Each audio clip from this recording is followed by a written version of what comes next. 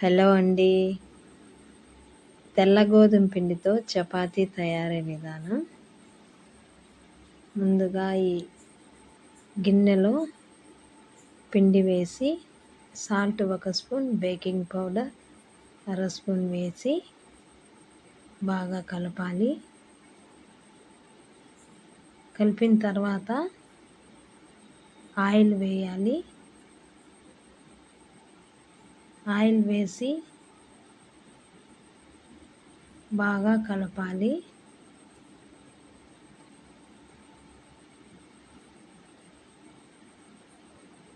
Oil వేసి బాగా కలపాలి. వాటర్ వేసి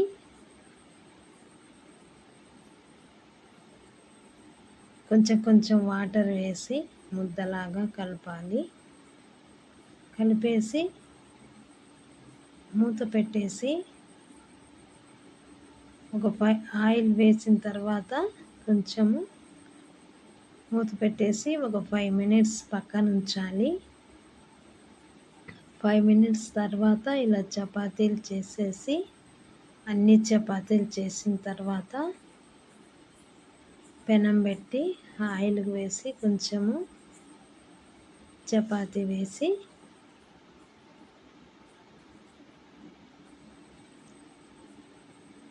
దోరగా వేయించుకోవాలి. అటు ఇటు బాగా కాల్చాలి. ఇలా అన్ని చపాతీలు కాల్చుకోవాలి. సబ్స్క్రైబ్ చేయండి, లైక్ చేయండి, షేర్ చేయండి. మీరు కూడా ట్రై చేయండి. తెల్ల గోధుమ పిండితో చపాతీ సూపర్గా ఉంటాయండి. బాగా వస్తాయి, స్మూత్గా ఉంటాయి. ఇలా అన్ని చపాతీలు ఇలా చేసుకోవాలి.